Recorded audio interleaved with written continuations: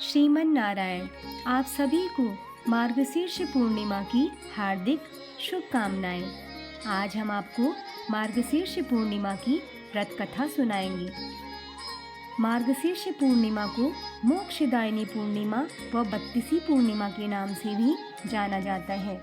शास्त्रों के अनुसार इस दिन जो भी व्यक्ति व्रत, स्नान, दान आदि करता है उसे उसका पुण्य फल 32 गुना होकर प्राप्त होता है। इसीलिए इसे 32वीं पूर्णिमा के नाम से जाना जाता है। मार्गशीर्ष पूर्णिमा के दिन ही अन्नपूर्णा जयंती भी मनाई जाती है। मार्गशीर्ष पूर्णिमा की कथा द्वापर युग में एक बार यशोदा जी ने भगवान श्री कृष्ण जी से कहा, हे कृष्ण, तुम तो सारे संसार के रचयिता व पालनहार हो। आज कोई ऐसा उपाय मुझसे कहो जिससे स्त्रियों को सुख व सौभाग्य की प्राप्ति हो और उनकी समस्त मनोकामनाएं पूर्ण हो जाएं। भगवान श्री कृष्ण जी बोले, हे माते, मैं आपको एक उपाय विस्तार पूर्वक बताता हूँ। सौभाग्य की प्राप्ति के लिए सभी स्त्रियों को मार्गशीर्ष माह की पूर्णिमा का व्रत अवश्य करना चाहिए। श्री कृष्ण जी ने कहा कि इस धरती पर एक राजा चंद्रहास की अनेक प्रकार के रत्नों से परिपूर्ण कार्तिका नाम की एक नगरी थी। वहाँ पर धनेश्वर नाम का एक ब्राह्मण था। उसकी पत्नी बहुत ही सुशील व रूपवती थी। दोनों ही उस नगरी में बड़े प्रेम के साथ रहा करते थे। घर में धन धान्य की कोई कमी नहीं थी, परंतु उन्हें केवल एक ही दुख था कि उनकी कोई संतान नहीं थी। इसी कारण वे दोनों पति पत्नी दुखी रहा करते थे। एक समय एक तपस्वी उस नगरी में आया।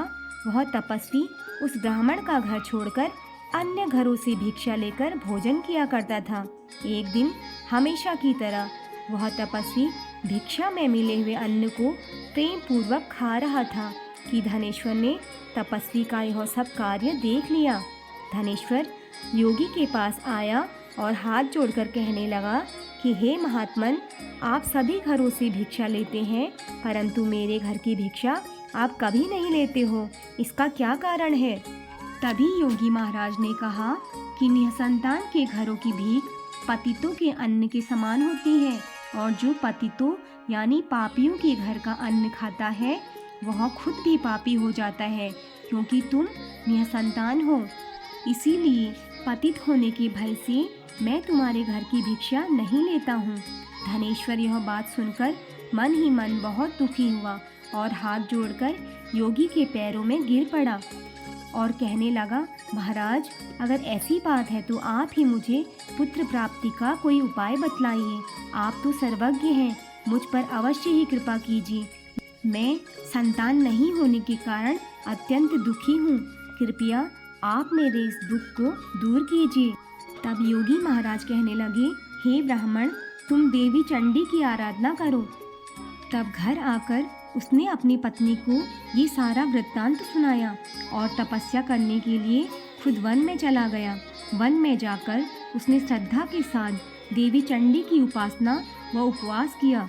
देवी चंडी ने 16वें दिन उसे स्वप्न में दर्शन देकर कहा, हे धनेश्वर, जा, तेरे पुत्र होगा, परंतु वह 16 वर्ष की आयु में ही मृत्यु को प्राप्त हो जाएगा।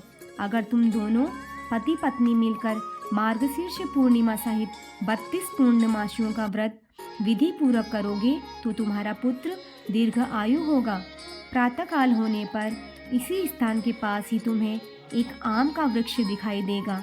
उस पर चढ़कर एक फल तोड़कर अपने घर जल्दी से जाना और वह फल अपनी पत्नी को खिला देना। ऋतु स्नान के बाद स्वच्छ होकर श्री शंकर जी व श्री विष्णु जी का ध्यान करके वह फल खा लेगी। तब भगवान की कृपा से उसे गर्भ ठहर जाएगा।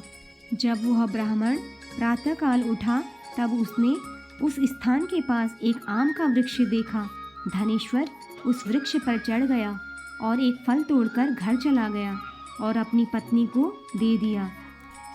पति के कहे अनुसार पत्नी ने वह फल खा लिया और वह गर्भवती हो गई। देवी चंडी की असीम कृपा से उसे 9 महीने के बाद एक सुंदर पुत्र प्राप्त हुआ, जिसका नाम उन्होंने देवीदास रखा। माता पिता के हर्ष के साथ अब वह बालक बड़ा होने लगा।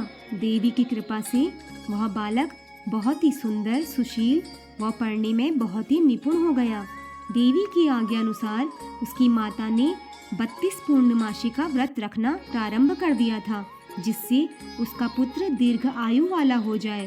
तब पूर्णिमा व्रत के प्रभाव से ब्राह्मण ब्राह्मणी के पुत्र का कोई भी बाल बाका न हुआ और वह दीर्घ आयु वाला हो गया। उसका विवाह होने पर वह भी अपनी पत्नी के साथ मिलकर पूर्णिमा का व्रत रखने लगा और सच्चे मन से भगवान शंकर, भगवान विष्णु व देवी चंडी की उपासना करने लगा। भगवान श्री कृष्ण जी कहते हैं, हे माते, 32 पूर्णिमाओं के व्रत के प्रभाव से धनेश्वर पुत्रवान हो गया। जो भी स्त्रियां इस व्रत को रखती हैं, वे जन्म जन्मांतर में कभी भी वैधव्य का दुख नहीं भोगती और सदैव सौभाग्यवती रहती हैं। ये मेरा वचन है और इसमें कोई भी संदेह नहीं है।